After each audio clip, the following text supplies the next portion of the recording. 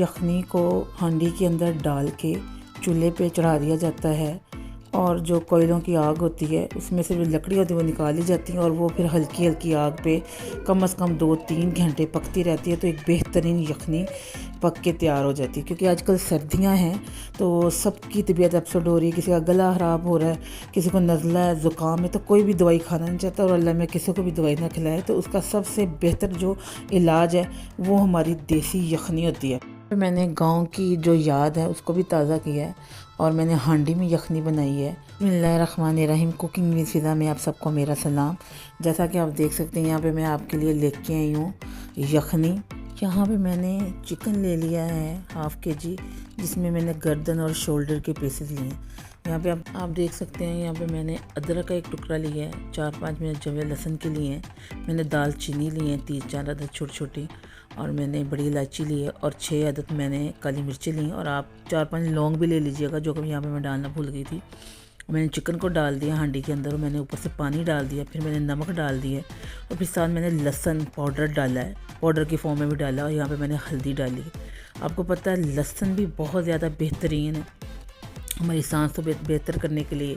हल्दी भी हमारी एक एंटीसेप्टिक का काम करती है। वो जो दालचीनी है वो सीने की जगड़न, जो काली मिर्च है वो हमारे स्टमक को अच्छा करती है, और जो बड़ी इलायची है वो हमारे अंदर गर्माइश पैदा करती है, हमें जो सर्दी लगी होती है हमें उससे बचाती है।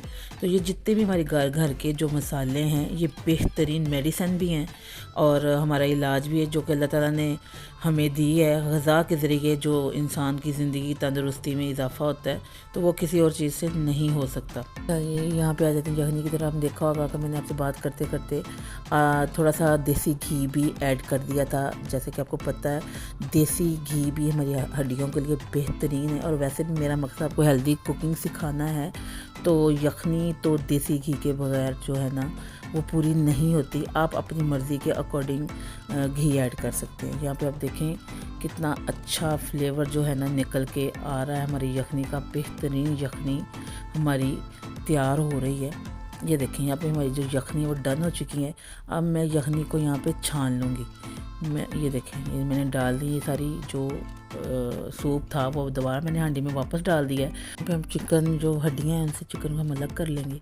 मैं बस गर्दनों को साथ रखा है। यहाँ पे मैं सारा चिकन वापस हांडी के अंदर डाल रही हूँ।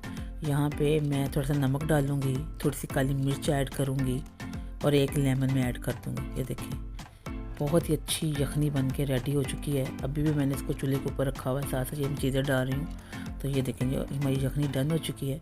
यहाँ पे मैं आपको सर्व करके दिखाऊंगी। ये देखें बहुत ही अच्छा फ्लेवर, खुशबू निकल के जो है आ रही है किचन के अंदर। यकीनन जब आप भी घर में बनाएंगे, खाएंगे, बल्कि इसको खाएंगे नहीं पिएंगे, तो ही आपको इसके फ्लेवर का और टेस्ट का पता चलेगा ये कितनी बेहतरीन यखनी बन के आई है।